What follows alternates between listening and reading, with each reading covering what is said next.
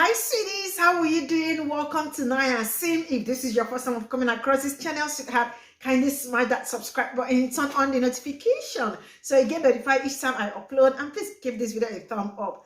I appreciate you all and thank you all so much for all the support, the love always coming through. You all are super awesome. I am really grateful. So today there is something I need to say. You know, there is this feeling you have when you put people in place, you know, that kind of feeling. When you place people where they belong, that is the kind of feeling, like, you know, you feel so great. So this video is about a white man who was actually put in his place where he belongs. Yeah, because of all things to tag violence, it is BLM that he said that it is violence. And you know what? A whole lot of people actually came out to, like, you know, to keep him where he belongs. And it's really amazing watching them do their thing. It's absolutely great. Stay glued to the screen. You definitely don't want to miss out on this. Let me roll this clip and we'll come back to talk about it. And let me know what you all think in the comment section. So straight up, let me roll the clip. Lloyd Crawford, what's your name? Put the phone down. What is your name? I'm not telling you. You're not telling me what your name is? You're sitting here in Germantown, Tennessee. That's right. Are you from Germantown? East Memphis. You're not from Germantown. No. Okay, but you're sitting here in my town promoting your violence. Have you been drinking? No, I haven't. It smells kind of like you've been drinking. Well, I tell you what, pal. You give me a call. I would like you out of my town. Quick. There we go. Thanks, Lloyd. Drive safe. Don't get a DUI.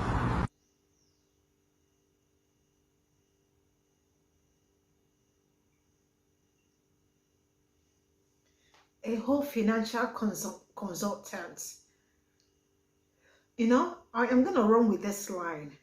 I love how he asked him, have you been drinking? Because bro sounds drunk. Yeah, so of all things to call violence, like if everything going on is BLM, that is violence.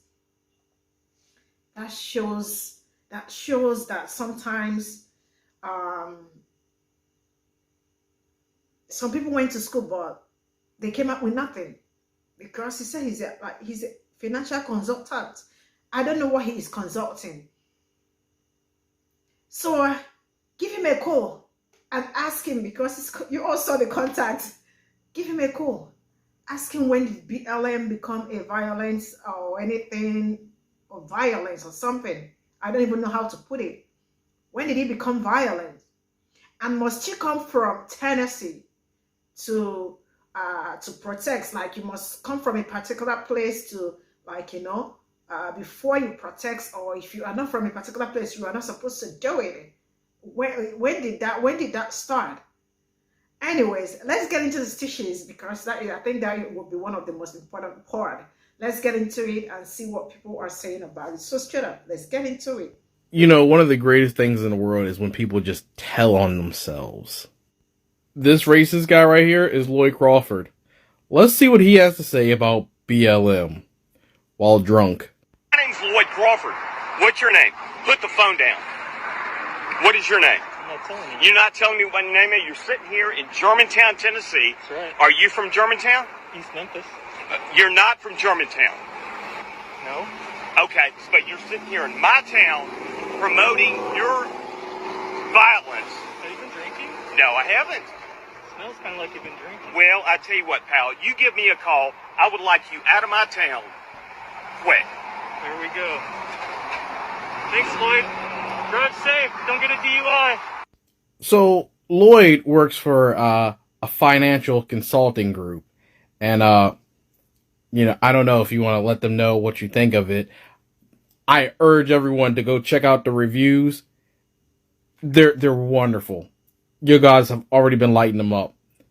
But before anyone else goes, oh, we don't need to be doxing people, just remember, this dummy doxed himself. I didn't do it. Lloyd Crawford, what's your name? Put the phone down. What is your name? Okay, but did you guys hear the way he said, put the phone down? Like, why do you think you have the authority to tell other people what they can and cannot do with their belongings in a public setting? Or in a private setting, for that matter. Why do you have so much confidence?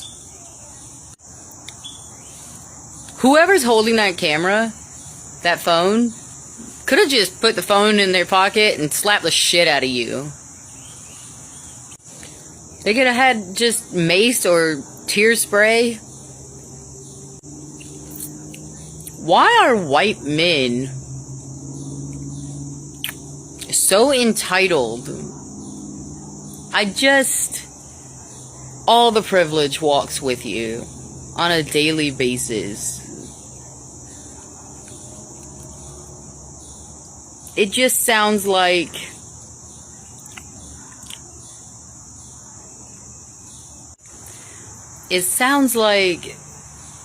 you have no business walking around like you're a king when you're a fucking peasant.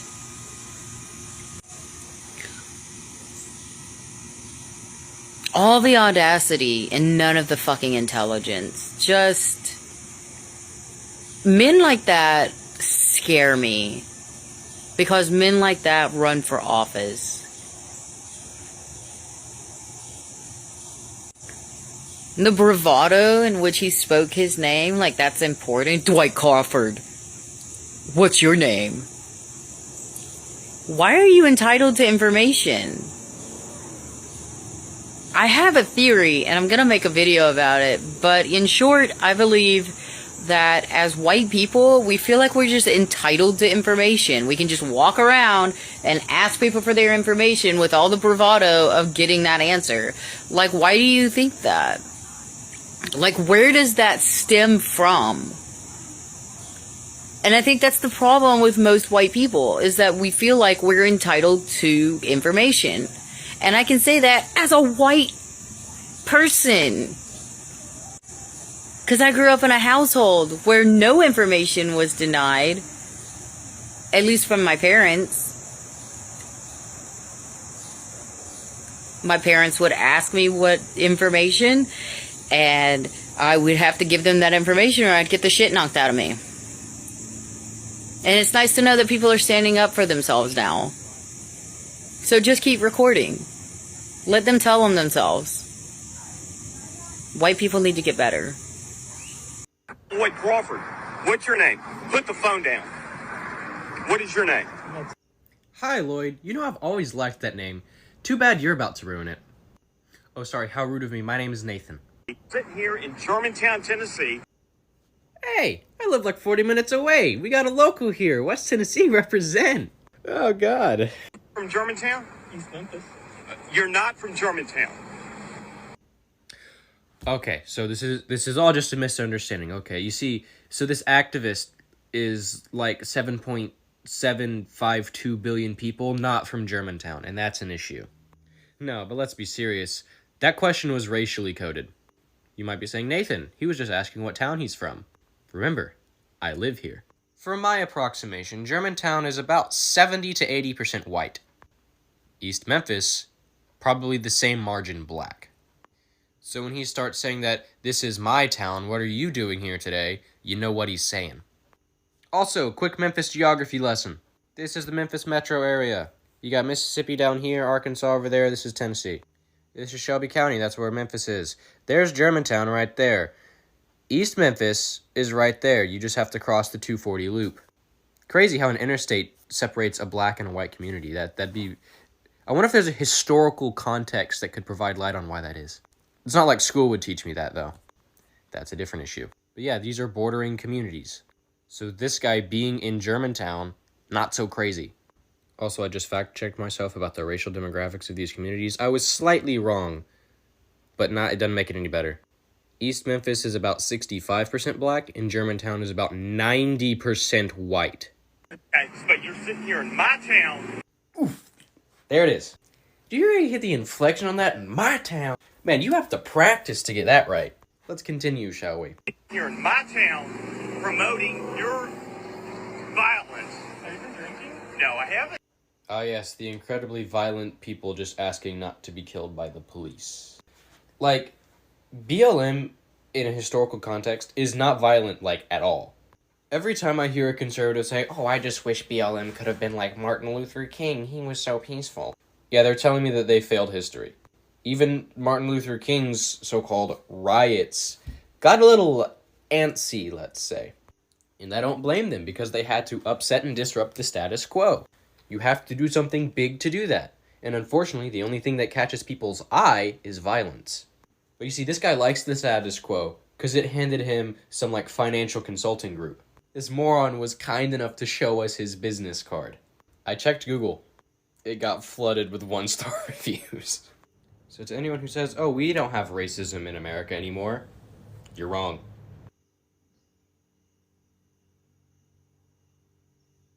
You're sitting here in my town promoting your violence.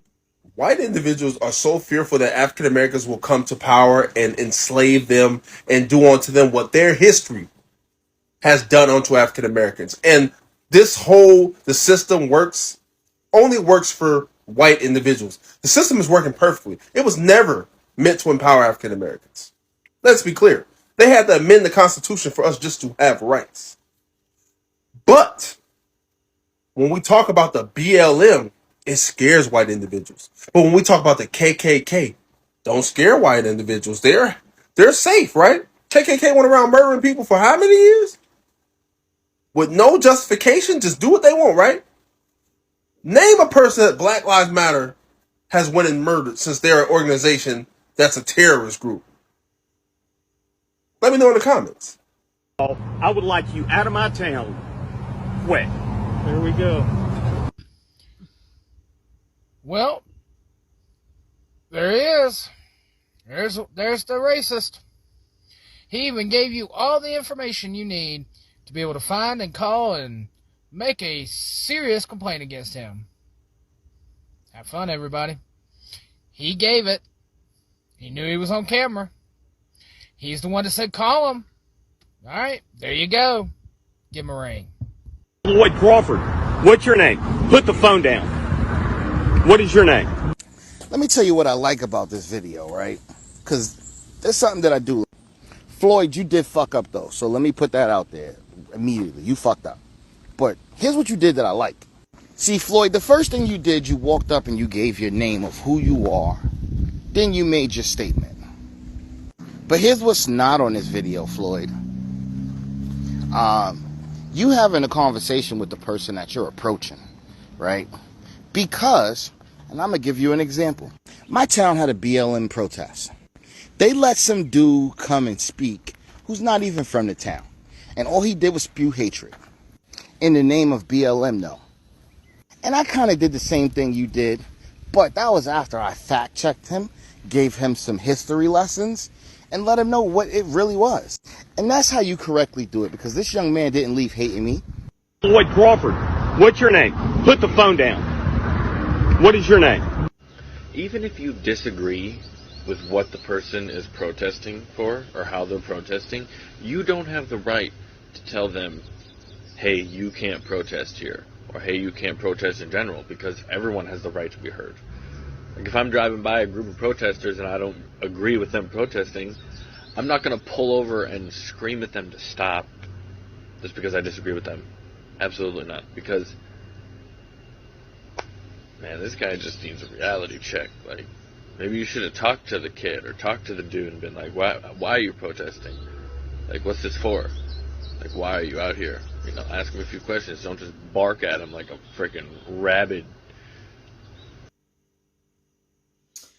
All right, this is all I gathered from the stitches. And you know what? Please do not forget to give Floyd a call, because he asked for it. If you can, give him a call. And if you can, give him also a review, because he gave it to us. All right. Thank you all so much for all the support. I absolutely want to read your comments. Let me know what you all think in the comment section. And see you all in my next video. Bye for now.